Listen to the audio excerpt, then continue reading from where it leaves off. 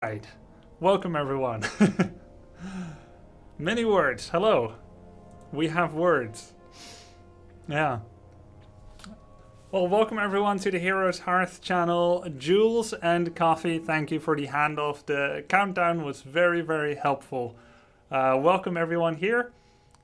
I know many of you are grubbers, but if we have some non-grubbers as well, first of all, a big warm welcome to everyone from the Twitch Heroes Hearth regulars. Also, hello to youtube.com/HeroesHearth, which you guys should all subscribe to. It's free and you can see a lot of cool, amazing content. A little bit of background on Heroes Hearth. Heroes Hearth is a big player in the Heroes of the Storm scene. I've happily coexisted and worked with them in during my time in Heroes of the Storm, and they are a community-oriented organization that has done a lot of cool stuff in Heroes of the Storm. And now, with Fight Night this Friday, they're going to be entering the Warcraft 3 Hemisphere, Atmosphere, Stratosphere, Esports Sphere, something. They're going to be entering it, insofar as that works. So they got this thing coming up. Fight Night. So first of all, I'm going to tell you about Fight Night, and then I'm going to tell you what this segment is all about, because we are in Grubby's Crash Course. Fight Night is going to be a really cool, simple show match casted by myself and Kendrick Swish, who I've done a lot of casting with as well in Heroes of the Storm. Great guy. He's from Germany, lovely accent, really nice. Thank you for subscribing, Mike Daddy Jr. to Heroes Hearth. Very nice. First one ever. Very cool. Yeah, so I'm going to be casting that with him. And our first two contestants of this show match are going to be Insuperable and Hunter. Insuperable from Canada and Hunter from Peru, I believe. Made in Peru. They're going to be playing a best of 5, and the prize money for the winner will be $200. The prize money for the loser, $100, because Heroes Hearth is awesome. They want to make sure that everyone can walk away with a little bit of extra. Also entering the system for, thank you for the subs guys, awesome, Jta, Homi, and Faume, welcome. They want to make sure that everyone can get something out of that. And it's also really cool what they're doing with bits. You know, the Twitch cheer bits system. All the bits that are coming in during Fight Night are going to be nice. I know that lovely lady. Thank you, follow Cassandra. Finally putting some good use to that Twitch Prime sub.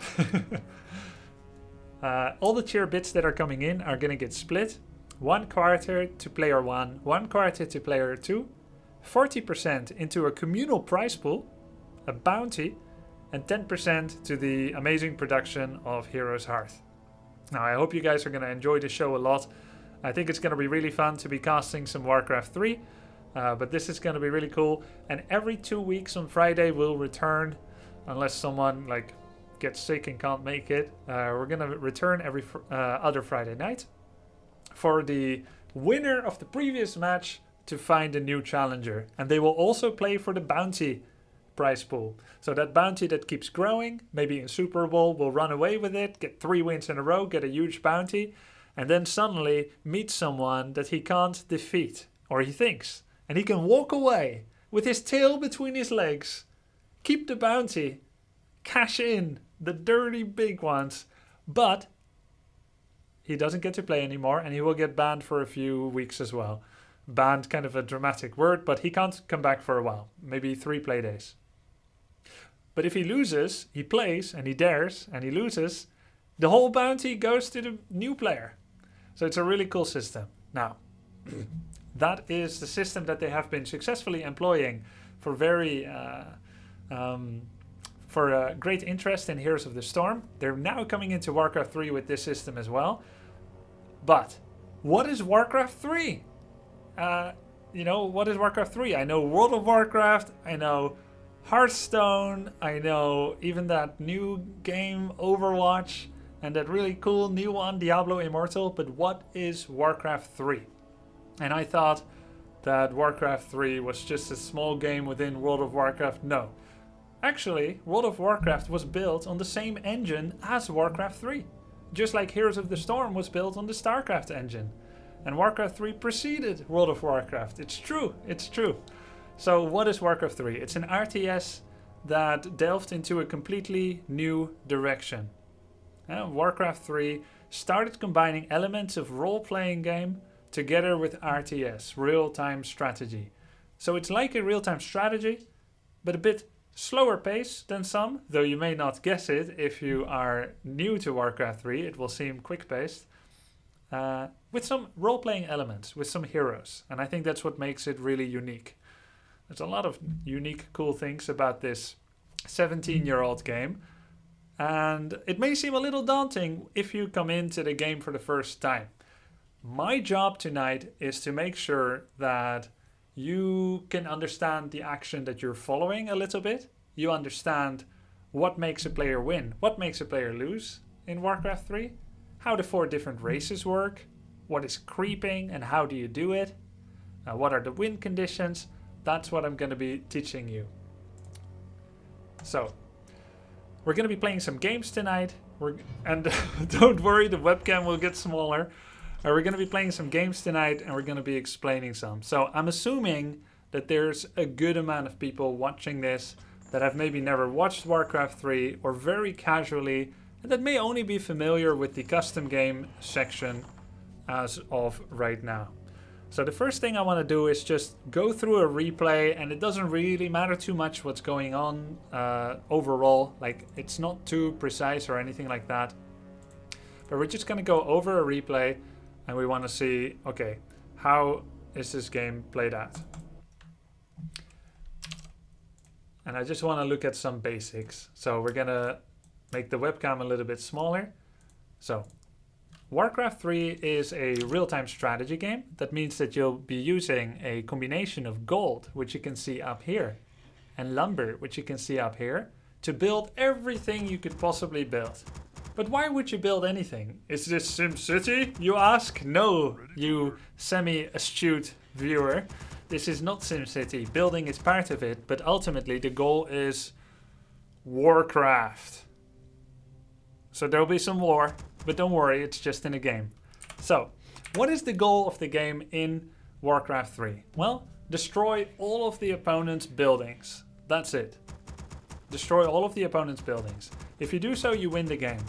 But unlike in Heroes of the Storm, the game doesn't just end only when you blow up the enemy's core. And trying to forfeit, like in some other MOBAs, some other lesser MOBAs, which isn't possible in Heroes of the Storm, that's actually very okay in Warcraft 3. Because usually in Warcraft 3, you will see that you are going to lose before it actually happens. It is in fact more normal to leave the game when you know you are going to be losing than to stay until the very end and to try and just make them eliminate all your buildings. If you lose large portions of your heroes, if you lose large portions of your army, the game could be over already. Alright? So, now that I know, Grubby, that you need to destroy all the opponent's buildings, how do I do it? Well, you're going to gather the 2 primary resources. Gold from the gold mine, which generally starts with about 12,000 gold, and you're going to send up to 5 peons inside the gold mine. This is me. I played this game on Saturday. I have an opponent. My opponent is here. His name is Relic. If you turn it around, you'll get a killer. And that's what I do when I meet one. Turn around 360 degrees and sprint away. Because I only like virtual Warcraft, but in real life I practice love. He's got 5 workers in his mine as well. In this entangled gold mine, there's 5 wisps. 1, 2, 3, 4, and 5. Yay! So 5 wisps in this mine, and I have 5 peons in my gold mine. After you fill up the gold mine, you will try to also get some lumber, which you do by cutting trees, because filthy orcs with their axes always hacking, biting, burning. However, night elves are nice creatures. Good night elf. They're wisps. Symbiosis with the trees, and love, and happiness, and they don't kill the trees. So wisps actually stay on a tree and they will gain lumber periodically, which you can see by the little green floaty number. So wisps maintain the trees, but they get lumber, and orcs bite and burn. Alright? So now we know the elements of how to gain resources. Now the question is, how do we spend it? Unit producing structures like barracks, and hero producing structures like the Altar of Storms, which he has his equivalent of in the top left. Altar of Elders. Any player can make an army up to a maximum of 100 units, but many units will take up more space than one. Most units will be 2 or 3 or 4. This is said to be the amount of food that they eat. So we can say that Relic, killer, has 22 food being used and 30 maximum food capacity available, as you can see in the top right. So he still has room for an extra 8 food. An archer is 2 food, and that means that he can have 4 more archers before he needs to expand his maximum food capacity. This is done by building moonwells. Moonwells offer 10 maximum food capacity, as does the Tree of Life. 1, 2, 3, that's why he's 30. Now 40. On my side, orc burrows are what gives me food capacity. I have my main base and 3 burrows, so I have 40 maximum capacity. We got the essentials down of how we can make army, that it costs gold and lumber, and now the question is, what do we make and when do we make it? Well, you can have up to 3 heroes in your army, no more. You can't have less than 3. You can go with 0 heroes, which is really bad, but you can use it to humiliate lesser opponents, if that's how you flow. I generally try to humiliate people in other ways, not by not going heroes. Just because it's so hard. The level difference needs to be really, really big in order to not use heroes and win. Sometimes people wonder, can't you win without heroes? You can have more army? Yes, you can, but the level difference has to be big. Okay? So generally you make minimum 1 hero. You can make 2 or 3. Every hero has an inventory. He can carry items, he or she. For example, if you can see here, actually, you know, I'm not the hero, like my face is here, but did you know it's actually not me? Look, it's the Blade Master. But I put it here because it's a good piece of real estate. But this Blade Master has 6 inventory slots like any other hero, and all of them are in use. Now you can have permanent items or consumable items. Everything that has a number on it is a consumable item. Wand of Mana Steal steals mana from, for example, an enemy. Heal Salve heals my own units, but it's non-combat only. That means as soon as someone attacks my unit, the effect over time of healing stops. Everything that doesn't have a number on it is a permanent item that gives a set stat bonus, either to only the hero or in an aura around the hero. Boots of Speed makes me run faster. Claws makes me hit faster. Harder, sorry. Mantle of Intelligence makes me smarter. And that brings us to the 3 primary stats. Strength, Agility, and Intelligence. Strength gives you bonus health. Every point of strength is 25 health. It gives you bonus health regeneration. And if you are a strength hero, every hero has a primary stat, it also gives you 1 bonus auto attack damage per strength point. My Blade Master is an agility hero. That's his primary attribute. That means that every point of agility gives me 1 bonus damage. But if I'm not an agility hero, it still gives 3 points as an extra armor, which is damage reduction on the hero from everything that isn't a spell, and bonus attack speed. Finally, there's intelligence, bonus mana, and bonus mana regeneration. 1 point of intelligence is 15 mana. So, by increasing your stat points with a circlet of nobility, bonus strength, agility, and intelligence, I'm becoming better at everything. More damage, more armor, more health, more mana. The stuff of life, basically. Alright? So, you can only have 6 inventory items on 1 hero. This already is a very compelling argument for wanting to go for a second hero who can carry more items.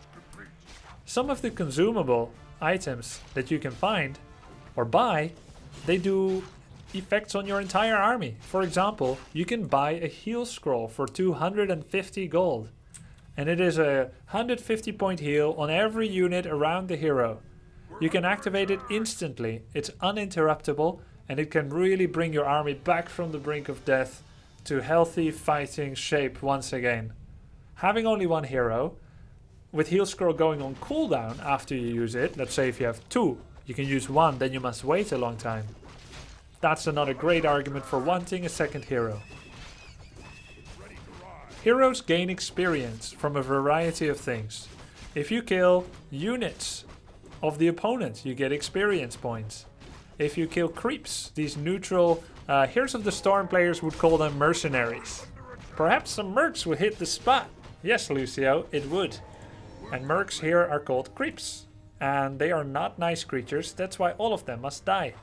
When you kill them, you get bonus gold, experience on your heroes, and items. For example, I just picked up a Claws of Attack +9. Gives me bonus damage on my Shadow Hunter every time he attacks, which is great. Alright. Now, we've talked a lot about heroes, but what we haven't discussed yet is when they level up. You see a purple bar here. This is the experience index. When the purple bar goes full, a hero levels up. His Naga Sea Witch has 0 experience because he hasn't killed any of my units. So he can't level up, can she? She can't level up. Let's see if he kills. She kills a unit before the end of the game. And it looks like this will not be the case because the replay full meter has been reached. And when you can't kill anything, you probably can't win. So we're gonna have an excellent example of not losing the core and still losing the game. Which you will see. Usually a player will say GG, which means good game, and then they will leave. It is a small token of respect for your opponent. See ya, Maiev. A small token of respect for the epic combat that the players have just conducted themselves in. And then they will leave. Other people, they ascribe to the silent departure. They will leave, but they will not say GG. And that's okay too. Maybe they think it was not a good game or they don't like small talk. Very possible. We will load up another replay to continue our tutorial. If there's any questions in chat, please ask them. I will probably not see them because I'm on a roll. But you can save them up and I will deal with them in due time. Okay? Ready to work. So, as you can see, heroes are very important. Maybe you got the idea so far. And I'm going to just restart the game because there was a small audio bug. We are hearing Blood Mage's Siphon Mana from one of my earlier ladder games. So we're going to restart the game. And it's back. And the bug is gone. Good. Which one did I start? Was it the Saturday replay? Yeah. Cool. Okay, here we go. As I said, heroes are very important. Kodos eat a great haul. Look, right. I told you guys I'm going to be doing this crash course. And I said no question is silly enough because it's for beginners. But whether Kodos can eat great hauls, I'm pretty sure you are not really asking that, Ethereal Kish. But I'm going to answer it anyway because someone else might be wondering. No, Kodos cannot in fact consume the enemy main base. Sadly. Maybe in Reforged. So a small little aside, segue, addendum. You guys may be wondering, wow, so far it sounds like a really cool game. And you explain it so well. Thank you. I don't think so, but no, really. Okay, thank you. Where can I get Warcraft 3 if I'm interested to actually try it out? Well, go to playwarcraft3.com. Not sponsored. Actually not sponsored. But just giving you the information you're asking for in this, well, imaginary one-on-one conversation. Playwarcraft3.com. And it's 30 bucks. You can get Reforged. And when you do, this version of Warcraft becomes playable already.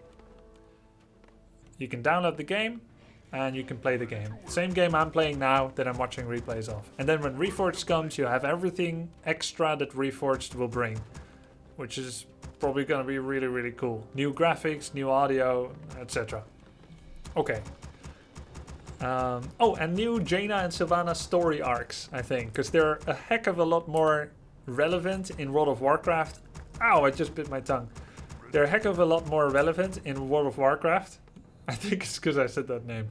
No. Than in Warcraft 3. Huh? So, here we go. Yes. So I said heroes are very important. That's why most players will almost always start with the altar. So if you're a new player, the first thing you want to know is, okay, what is a build order? A build order is what, or BO, which doesn't stand for body odor, though if you practice your build order a lot, the BO actually gets worse. I speak from experience, but at least I had a passion, right? Thank you, The Sword, for subscribing to Heroes Hearth. Really cool. You need a build order. A build order, just like in StarCraft, is a basic plan of what to build when, and why, and what you're going to do with it. So the build order here, for instance, would be 4 peons in gold, 1 goes to the altar immediately. 9 seconds later, build a burrow. 10 seconds later, build a barracks. And then fill up the gold mine, 5 total. Then 7 peons total on lumber. Build 1 grunt, a shop, and then go upgrade your Great Hall to Tier 2. It starts at Tier 1, Great Hall. You can upgrade it to a Stronghold, which will be Tier 2, which unlocks new power levels for your race. And then finally it can go to Tier 3, which is called the Fortress, which again unlocks new units, new upgrades, and all that goodness. Every race has roughly 12 to 14 different units. And there's 4 different races in Warcraft 3. All of them are more or less balanced. Though if you speak with any Warcraft 3 fan that has been following the game for a while, they will not be able to agree on this. Which race is better, which one is worse. And generally we find that whatever race was last played and has lost is the weakest race. And whatever race was last played in Warcraft 3 and just won a tournament, that's the best.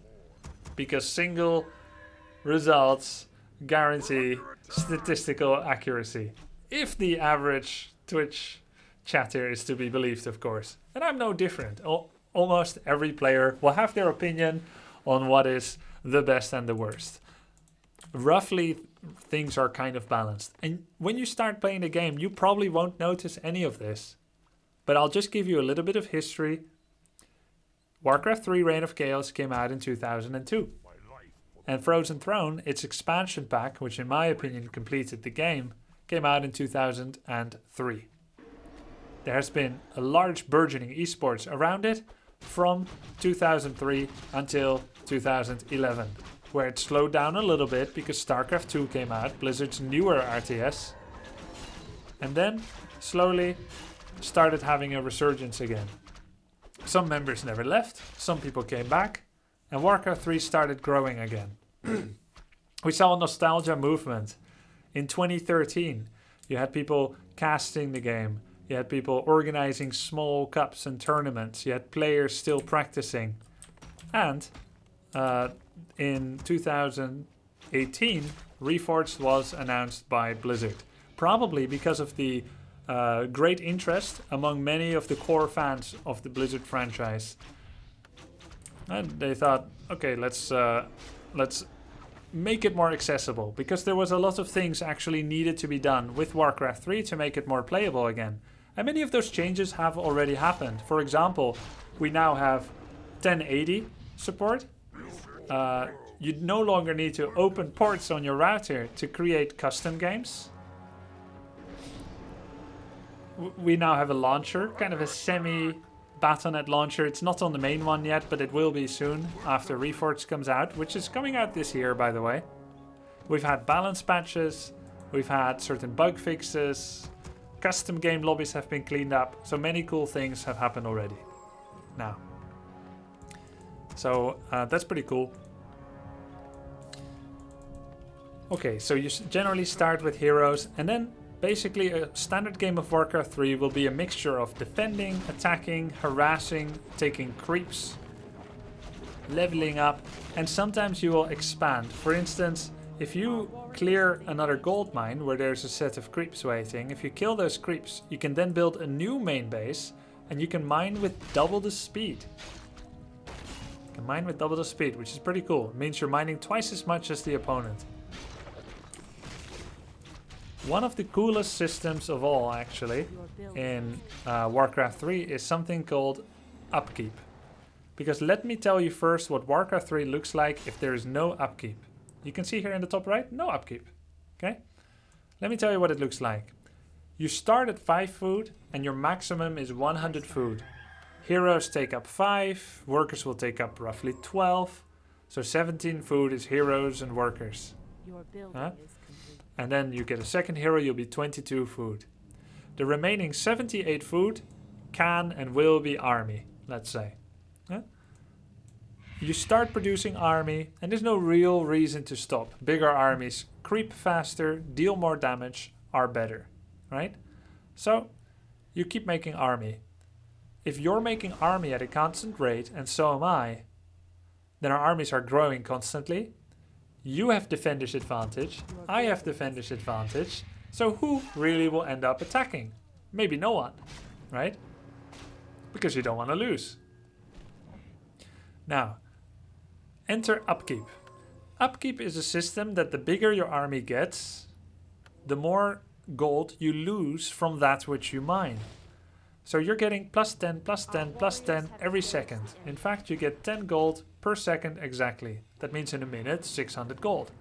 And you're taking those 10 gold out of the mine. Upkeep means 30% taxes. This moment you go over 50 food, you start paying upkeep and get only 70% income. You'll still be drawing 10, but you only get 7. So the price you pay for a bigger army, which can beat my smaller army, is less gold. After all, you need to pay your taxes, don't you? What that means is, the moment you make a decision to have a big army, I can make a decision either to match it, also make a big army, or I can make a decision not to match it. Stay small, but fast. A fast maneuverable army that does lightning strikes, maybe on your base. Maybe I'm harassing your army and then running away. You're so busy with me, you're not even realize my army isn't growing. It's actually quite small, but I'm getting a lot of gold and I'm saving up my gold. You don't have an expansion, I don't, but I'm still getting more gold because my army is small, efficient, light on its foot. And you've got this big lumbering army ready to defeat me if we meet in open combat, but I never will. I'm just skirting around the map. And then suddenly, when the time is right, boom, mass produce. And when I'm mass producing, I will start losing gold as well to upkeep, but I already saved up so much that I'm suddenly able to afford a large army. Before you know it, you're 60 food, I'm 70. So there's a big economic aspect to managing your upkeep. You can either be the greedy, saving your gold, or you could be the rusher. There's many different personalities that you can embody, many styles that you can embody when you play Warcraft 3. And having such meaningful decisions as whether to make army or whether not to make army makes Warcraft 3 extremely interesting. And makes every game of Warcraft 3 feel fresh. Even after nearly 20 years of Warcraft 3, which is truly amazing. There are a few questions in chat as well. Who gets the taxes? No one. It's just lost. Maybe they build new maps with it. Upgrade finished. Do all units move at the same speed? No, they do not. Every unit have their own movement speed. Only a few ways to increase their movement speed. Research finished. The Tauren Chieftain gets a passive aura as one of his abilities. It's called Endurance Aura. It makes units move and attack faster. Undead, a race which we haven't seen here yet, but which we will know from World of Warcraft, they've got Unholy Aura. Again, movement speed and regeneration rate. Orc can use a speed scroll to temporarily speed up their units. Heroes can buy boots of speed to move faster. So there are a number of ways to move faster. Now, what do heroes do when they level up? Let's talk about that. Heroes start at level 1, and when they level up, they can go all the way to level 10, though very few games will get to level 10. It does happen sometimes. In pro tournaments or in ladder, it has happened from time to time. Level 10 is the maximum. Once you're there, you can level up no longer. But before that, every time you level up, you get the following things. A few stat points, strength, agility and intelligence, which makes you better at fighting and controlling the map. You also get a new ability point every level that you level up. You have 3 basic abilities. They can be level 1 to 3, and you've got 1 ultimate ability. At level 6, you have the choice, but not the requirement, to pick your ultimate ability. They are extremely powerful, generally long cooldown abilities that can change the tides of fate in a game. Tauren Chieftain, when he dies, he comes back instantly with an ability called Reincarnation, can only activate once every 4 minutes. Blade Master can spin his swords around in a whirling dervish, 7 seconds long, making him magic immune and dealing massive damage to targets on the ground near him. The Keeper of the Grove can enter a state of tranquility where he does a massive amount of healing to all units around himself. After 3 seconds, you can interrupt him out of this channel. And the Goblin Alchemist can instantly sell one of the opponent's units for gold. Not only does it kill the unit instantly, but you get gold as well. Pretty cool. Every race has 4 possible heroes that they can choose from. There's also something called a tavern in the middle of the map. At the tavern, heroes reside. 8 different heroes can be picked from the tavern. They are called the neutral heroes. In lieu of picking one of your main heroes, you could go for a tavern hero. They get hired instantly instead of training in the altar for 1 minute. But if they are bought as a second hero, they do cost a little bit more lumber. 135 instead of 100. There's a price to pay for speed, after all. These 8 heroes can be...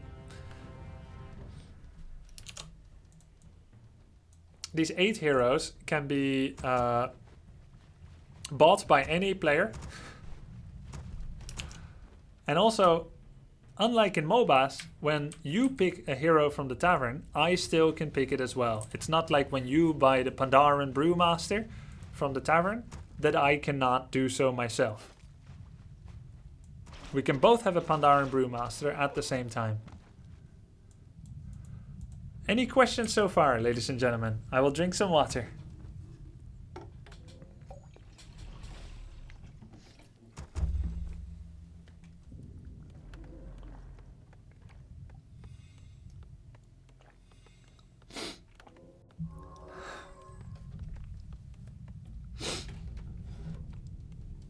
Who was AFK again?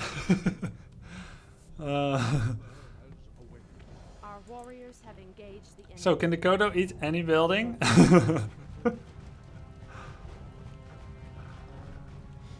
Armor type. Great question. How do armor types work?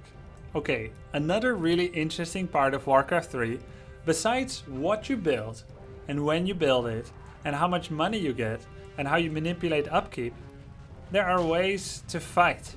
Actually, Warcraft 3, I would say, is special among all RTSs because the controls and the fights and the army versus army battles are among the coolest in the RTS genre.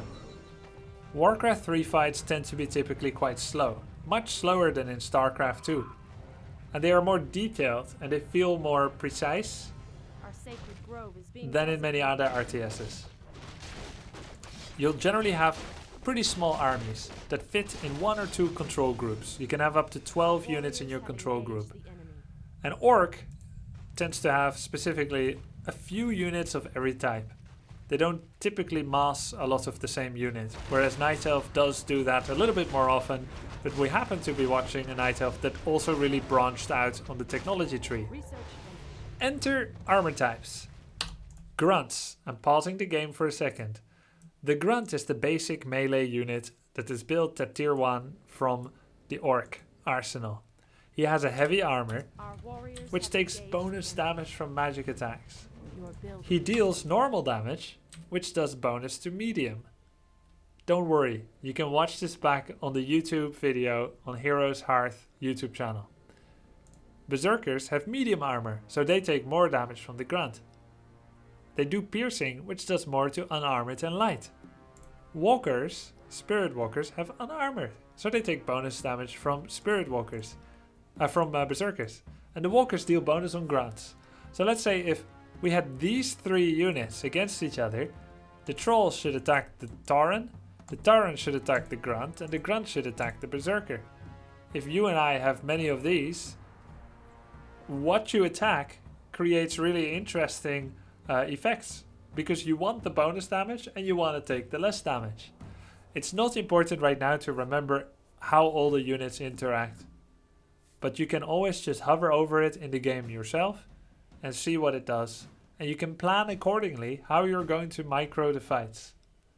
Heroes are special. They have hero damage and hero armor, and that is quite beneficial generally speaking. Someone asked to explain the town portal.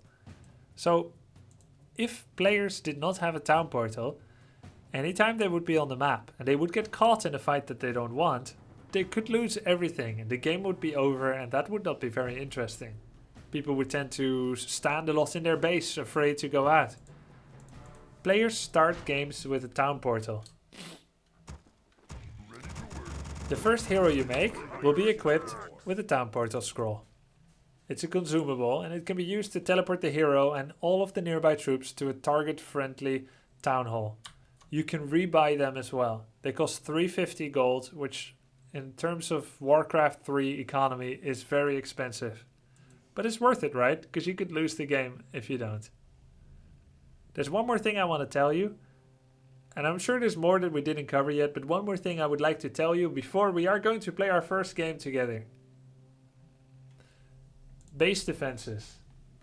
One moment, and please cut this out of the VOD because there's this stink bug here I need to take care of. Cut it out, Ian. This is not on the test. Damn, where did it go?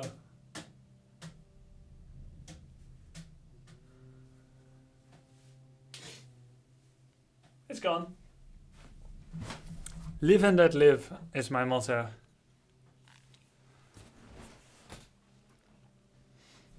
Normally there aren't that many bugs in Warcraft 3. The ones that do exist, generally we call them a feature, and we use it to exploit the AI on creeps. The final thing I want to talk to you about is base defenses. Okay? The orc race has a burrow. This is the food producing structure, like I said, and it can house up to 4 peons.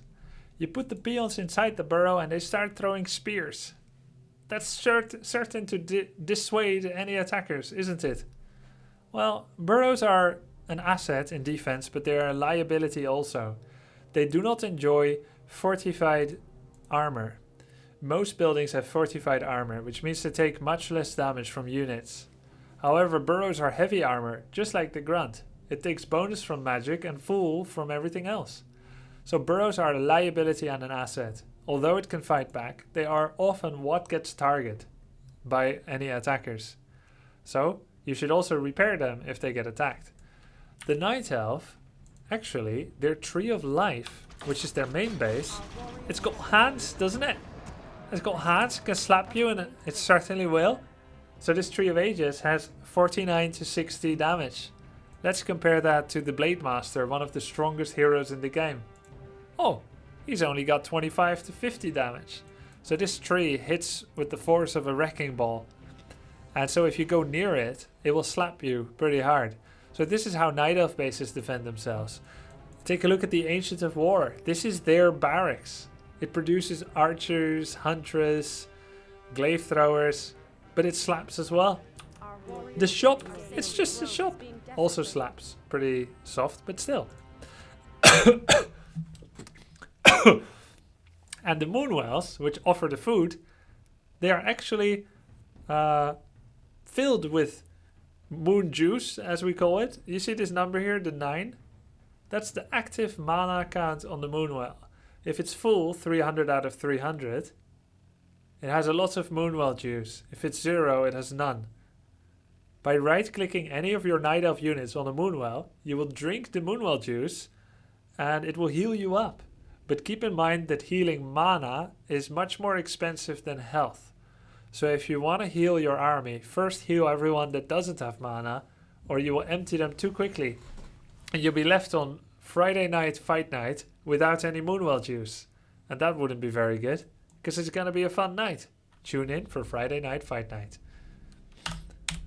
That's the tutorial until now. Feel free to ask more questions. The glasses that are supposed to make me look smart go off so that I can see again, because they're yellow tinted. They're alright, but I no longer need them. We're gonna go play a game live.